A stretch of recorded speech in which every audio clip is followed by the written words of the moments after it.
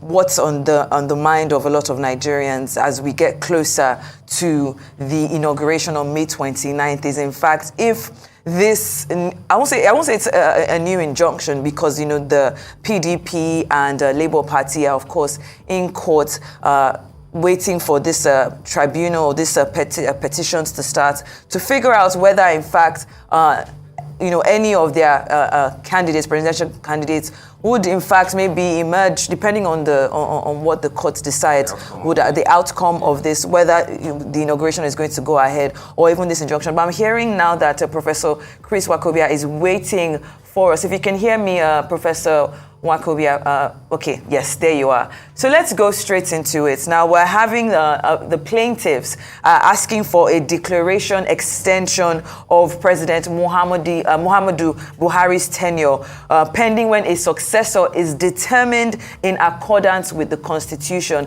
Now this is because of this 25% securing of votes that has been the bone of contention regarding the results of the general elections, 2023 general elections, that had the results have the president-elect Bola Tinubu as winner. What are your thoughts on this regarding this particular matter that is now pending in court? Shay, good morning. Good morning, Steve. Good morning. It's my pleasure to be on with you. Interestingly, as we discuss our country and our politics today, fundamentally, we're looking at how we make our democracy responsible and responsive to the people. We're looking at how we abide by the intentions, the intendment, and the rationale behind the draftsman's position on Section 134, 2B of the Constitution of the Federal Republic of Nigeria, 1999, and, as it were, the provisions of Section 135, 1 of the Constitution of the Federal Republic of Nigeria, 1999. But let me say clearly, and with every sense of commitment, that those who are saying that the time to make our democracy effective, efficient, and effectual are the ones who are right here. You asked, Jay, if the tenure of Mr. President can be extended to allow for the adjudication, for the litigation, for the matters in court to be fully determined. And the answer is, it is not about extension, it is about what the Constitution envisages. And I hope that the Honorable Attorney General of the Federal Republic of Nigeria and the Minister of Justice are listening. I hope that the DG, DSS is listening. I hope that our esteemed jurist and Vice President of the Federal Republic of Nigeria, Professor Yemi Osinbajo, is listening, because this is very important. We're at that point in our democracy when we must do things properly. We must work within the precincts of what is tried, proper, and right. And I say without any sense of equivocation that it is not about calling for an extension. It is about a position envisaged by law, that we may at some point in our historicity, at some point in our nationhood, get to this situation where we must look at the Constitution for direction. And so nobody's saying extend the tenure. The Constitution says that the tenure of a president, the sitting president, can continue until such a time when a new president takes an oath of office and is subject simply to the situations envisaged by the Constitution. We must effectively determine who becomes the President of the Federal Republic of Nigeria. And Section 134 2B clearly states, without equivocation, that the man who must sit as the President of the Federal Republic of Nigeria must win 25% of the votes cast in the Federal Capital Territory. Must is a word. Because if you look at the Constitution, you see that it clearly says that you would win 2/3 of the states, including 25% of the Federal Capital Territory, Abuja. And what does it envisage? Look at the law. Look at the intention of the draftsman. Across the nation, you're expected as a governor to win two-thirds of the local government, 25% of two-thirds of the local government in the state. And the reason is because the draftsman envisages that a man who must be governor must be popular, must have a widespread, must have an acceptability of sorts within the state. And then who superintends over Nigeria from Abuja, who is indeed constitutionally the governor, if you like, of Abuja, is the President of the Federal Republic of Nigeria. And Abuja runs as an exceptional territory. He does superintend over Abuja through the Minister of the Federal Capital Territory and the Abuja Development Agency, that's Federal Capital Development Agencies. What does he do? The president who must superintend over Abuja must be deemed to be popular, must be deemed to have won 25% of the votes in Abuja. So the matter in court, essentially, for which we are going to be at the Federal High Court in Abuja, Maitama, tomorrow, is simply saying that you should not swear in a man as president until the court determines his status as president-elect or president-select. Mark my use of words, and I'm saying this without equivocation. Now, if the law says that he must win 25% of Abuja, do the citizens, indigents, residents of Abuja who voted have the right to ask that the man who must superintend over Nigeria from Abuja wins 25% of the votes cast in Abuja? The answer is a capital letter yes. So the argument is before the judge to determine whether he can ask for an extension of the swearing of the president until this matter is determined. And the answer is capital letter yes. I read to you Section 135 of the 1999 Constitution. Section 135, sub 1 says, without doubts, Steve, listen, listen. It says, subject to the provisions of this Constitution, a person shall hold the office of president until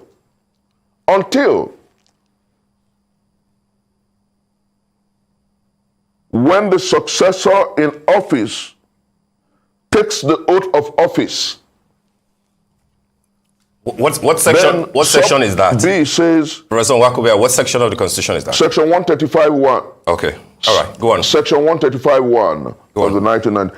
And then subsection 1B says he dies whilst holding such office, or subsections 135(1)C says the date when the resignation from office. And then sub D says he otherwise ceases to hold office in accordance with the provisions of the law, you know, impeachments and all that. Now, what so many people hold as sacrosanct is sub 2, section 135(2) of the 1999 Constitution, which says that subject to the provision of subsection 1, subject to subsection 1 of this Constitution, the President shall vacate his office at the expiration of a period of 4 years, commencing from the date when. Now, you look at the subsections, you understand. Now, subsection 1 holds superintendence, holds preeminence over subsection 2. And what are we saying? That we must determine whether the man who is president-select has truly won the presidency as explicitly stated by the Constitution. And the answer is a capital letter no. Mark my choice of words, Steve, mark my choice of words, say, you know, when we talk about our democracy, democracy must be predicated on the rule of law. Democracy is not wistfulness or wishfulness. Democracy is about rule of law. It's about situating governance on the will of the people expressed through the electoral system. And on the February 25th, Nigerians went out to vote. Albeit Nicodemously, on the 1st of March at 4 a.m., a certain individual was declared president-select, my choice of word advisedly, and I'm ready to face anything for it. So he was declared. Did he meet the provisions of the Electoral Act? Did he meet the provisions of the Constitution of Federal Republic of Nigeria, sections 134, 2B, and sections 135? The answer is no. And so what must we do? Are we going to go ahead on the May 29th to swear in a president who didn't meet the constitutional provisions? These were the arguments of Dati Baba Ahmed when he clearly stated that any attempt to swear in the president-select on the 29th of May will be dealing a murderous blow on the Constitution of the Federal Republic of Nigeria and by extension, dealing a fatal blow on democracy. And I say here, all right, Prof, sense of responsibility. Prof. Nwaokobia, sorry to that cut you. The reason we're in court, Steve, let me chisel this in, please, Steve. Okay, all right. The reason we're in court is to ensure that we help our democracy.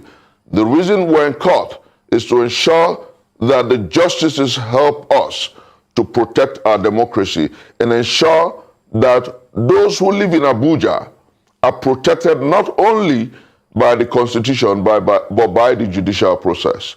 All right, I mean, that's fine, but let's stay with the facts. And the facts of the matter is that there is a president-elect for Nigeria, Asiwaju Bola Ahmed Tinubu, who was duly declared the winner by INEC after that election. Yes, albeit against the law.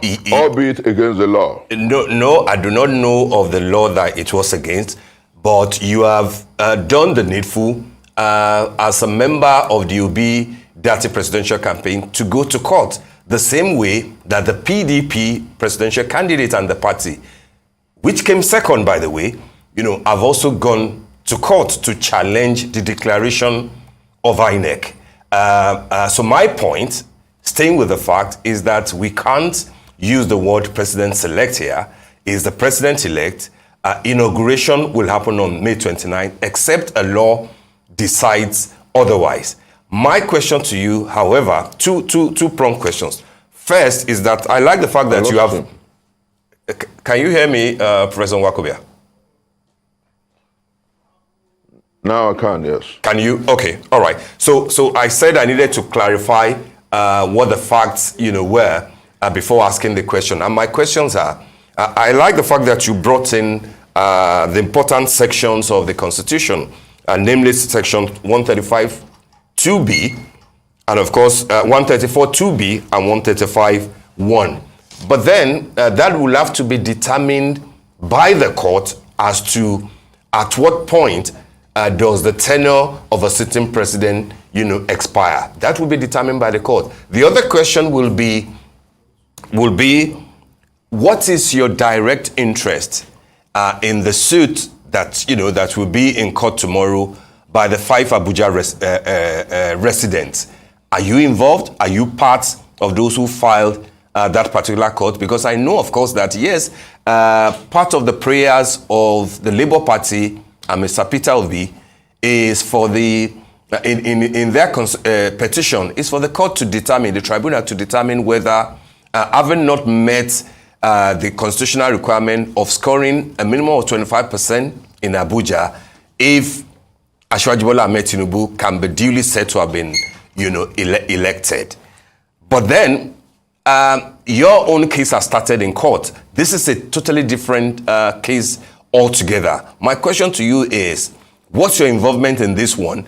And if there is an expedited hearing and the court dismisses it, do you think that that will have affected the core essence of your own petition as far as the 25% score in FCT is concerned?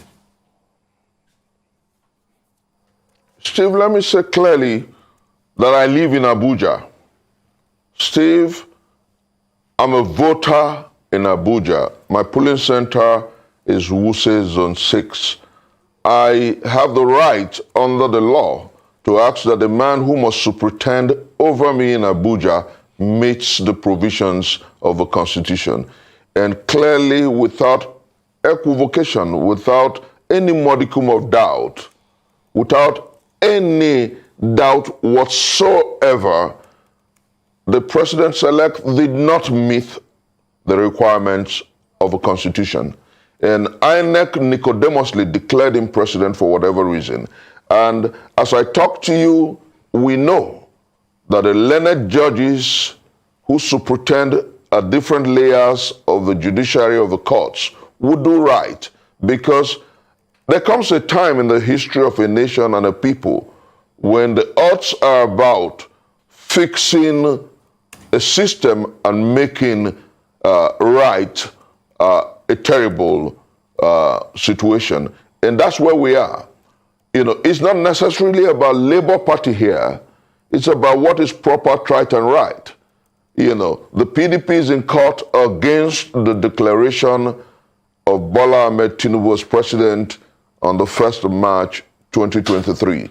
The Labour Party is in court contesting the same situation, and several other parties. And I say here, Steve, that everyone who's saying that he was not validly declared, he was not supposed to have been declared, are simply patriotic. They're saying that the provisions of the Constitution of the Federal Republic of Nigeria must be strictly followed.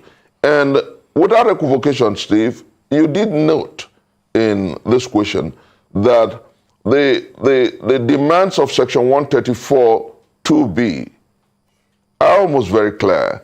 You know, when you use the word "and," 2/3 of 36 states "and," if you subject it to the golden rule of statutory interpretation, it says to you, look for the intention of the legislature. If you subject it to the literal rule of statutory interpretation, it says to you, look at the grammar. And it's conjunctive. That's point number one. And suggests that when you have 24 states across the country, you should also have 25% in Abuja. Now, look at the intention of the legislator. That's the golden rule. The intention is that the man who must superintend over Nigeria as president in Abuja must be popular in Abuja. He must have 25% of the votes cast in Abuja. He must be deemed to be our president. Those living in Abuja must own him. The question is, do those in Abuja own Bola Ahmed Tinubu? And the answer is no. But by your interpretation, do what is proper, right, and right. Prof, the answer is yes. By your interpretation, no, that's the interpretation, Steve. I'm saying, just hold on. Just hold on 1 second. I'm saying that by your interpretation, you are saying that if a winner, and in this case, Asiwaju Bola Ahmed Tinubu, had won in 30 out of the 36 states of the federation and won the popular vote, as it did by what INEC was declared, but failed to meet 25% in Abuja, you are saying by the intendment of the Constitution, it cannot be declared the winner.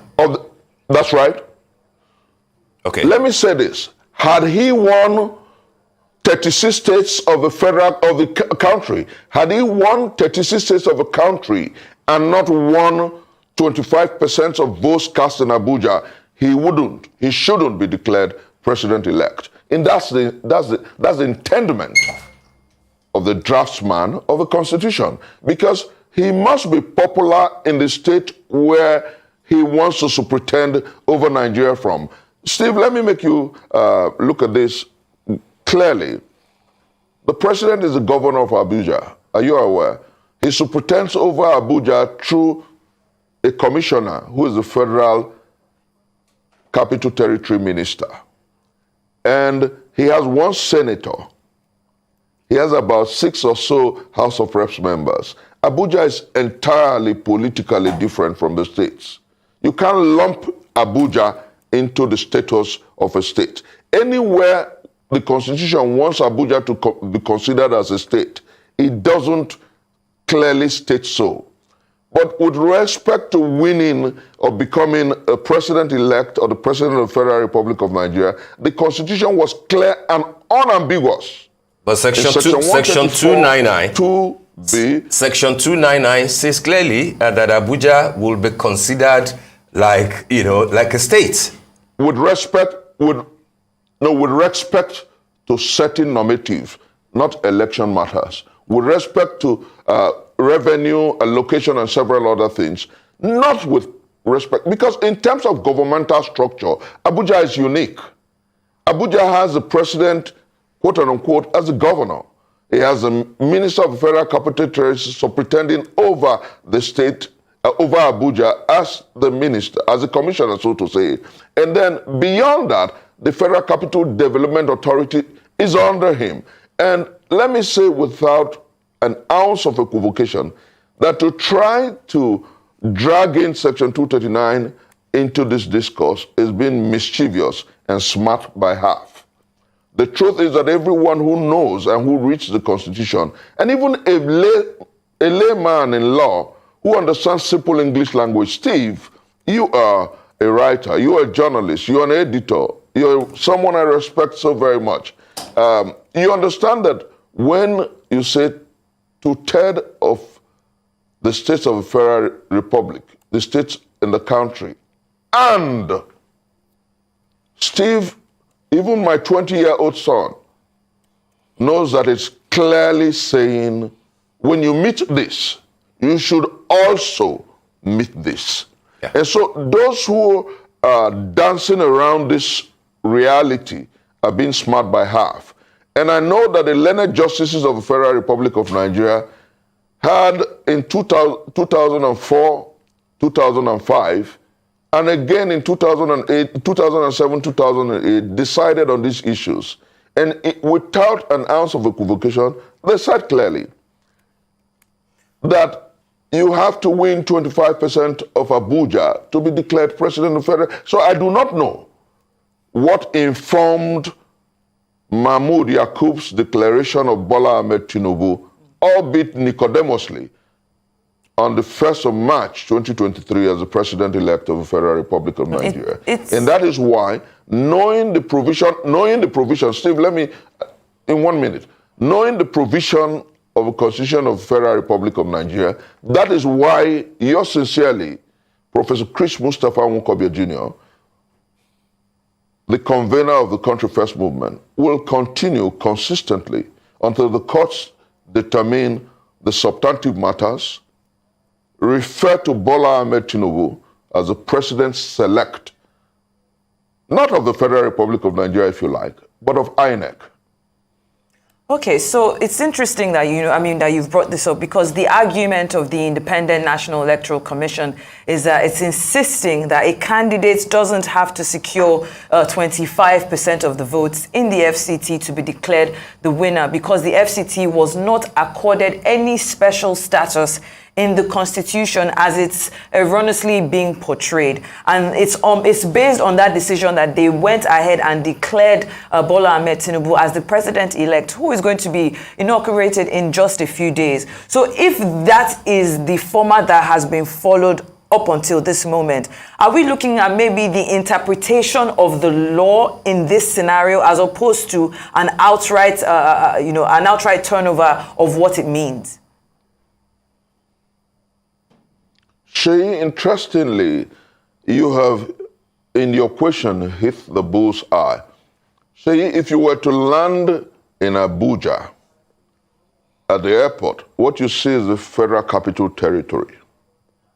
You do not see, like if you were to land in my home state of Delta, welcome to Delta State. You see, welcome to the Federal Capital Territory. The Federal Capital Territory is a unique and distinct territory where the president superintends, as it were, not only as the president of the Federal Republic of Nigeria, but even if you were to borrow the state structures, the governor of the Federal Capital Territory. As you and I talk, the reason we're in court, and I'm going to be in court, and Nigerians are going to be in court tomorrow, is simply to ensure that those who live in Abuja have a president who wins, as provided by the Constitution, 25% of the votes in Abuja. Then number two, our argument is not creating a vacuum because the Constitution of the Federal Republic of Nigeria in Section 135 clearly provides for this kind of situation.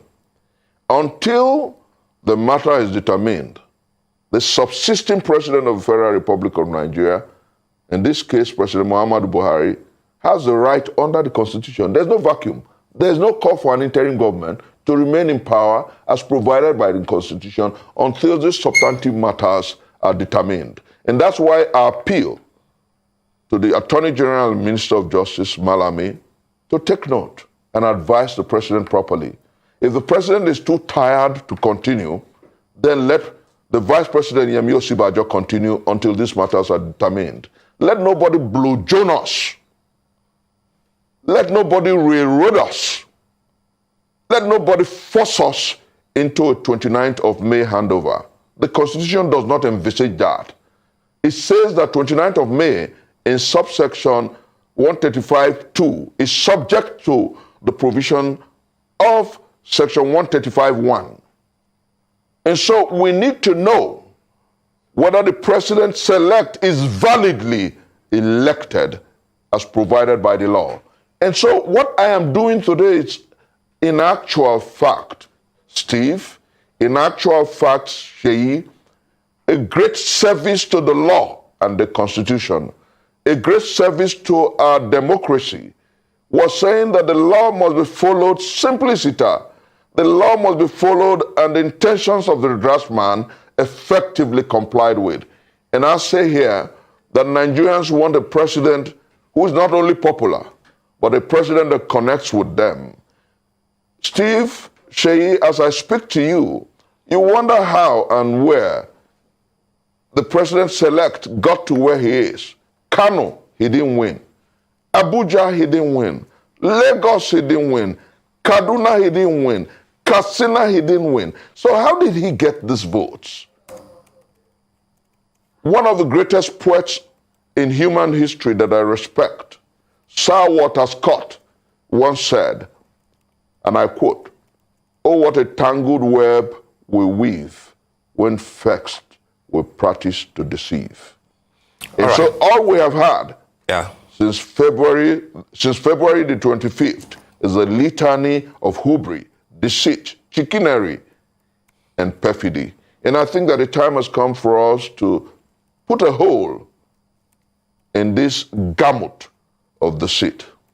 Okay, I wonder if the candidate of the Labour Party, Mr. Peter Obi, still shares this sort of enthusiasm that the election can be upturned. The reason why I'm asking is, a few days ago in Awka, Anambra State, his home state, at the launching of a book in his honor, he made a declaration that suggested to Nigerians that maybe reality was dawning on him that an inauguration was about to take place and that the president, who might spend the whole 4 years, will move in. And he simply said that, yes, he would like to be the president of Nigeria. He knows that he will be the president of Nigeria, but that he may not be today, but it will be tomorrow. The interpretation that a lot of people are giving to that is that, oh, Mr. Peter Obi has finally realized that Asiwaju is coming and that he will be inaugurated on May 29th, and that if the courts decide as it's looking like, he will just have to wait for his time. Is that the reality that has suddenly set in? Steve, some of us, by God's grace, are close to the president-elect. And I use my words advisedly, the one that Nigerians voted for. Some of us, by reason of relationship and consistency, have access to him. If there is anyone who's enthusiastic, if there's anyone who has unshakable faith in the judiciary, if there's anyone who has amazing and monstrous confidence that the courts will do right, it is Peter Gregory Obi. He hasn't lost faith in the fact that the mandate that the Nigerian people will give to him on the February the 25th will be returned to him. Not an ounce of doubt. And Steve, as a leading obedient, for me, not an ounce of doubt. For millions of Nigerians in the diaspora and at home, not an ounce of doubt. We believe that the judiciary will do right. We believe that the Constitution will be upheld. We believe that May 29th is not sacrosanct because the judiciary will wake up to the realities of the provision of Section 135, sub 1 of the Constitution and determine whether the man who INEC selected to be president of the Federal Republic of Nigeria was validly elected. Our democracy must grow better than it is today. And we, still with all sense of respect, I was one of those who struggled, and you know that. As a 22-year-old, I was involved in the Hope 92 campaign in 1993. Steve, I was one of those detained several times in the battle for the actualization of June 12.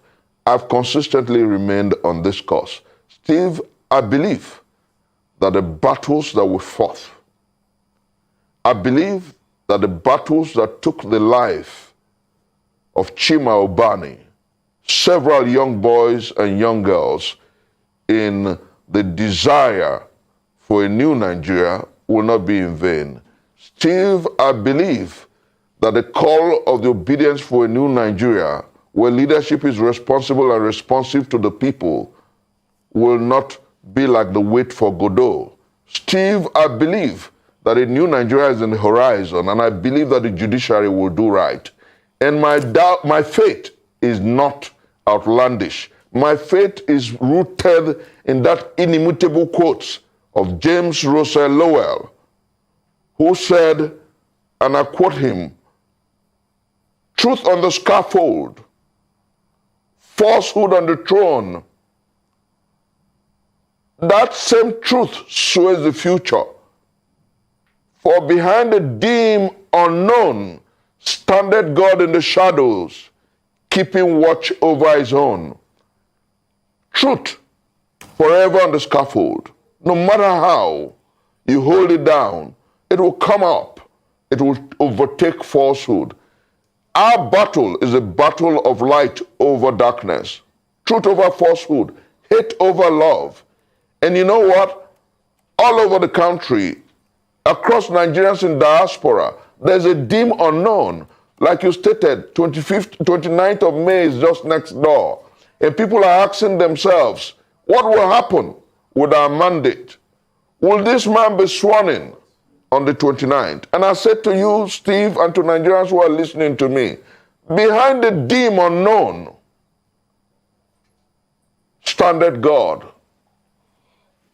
keeping watch over Nigerians, understanding that the time for a new day and a new deal is now.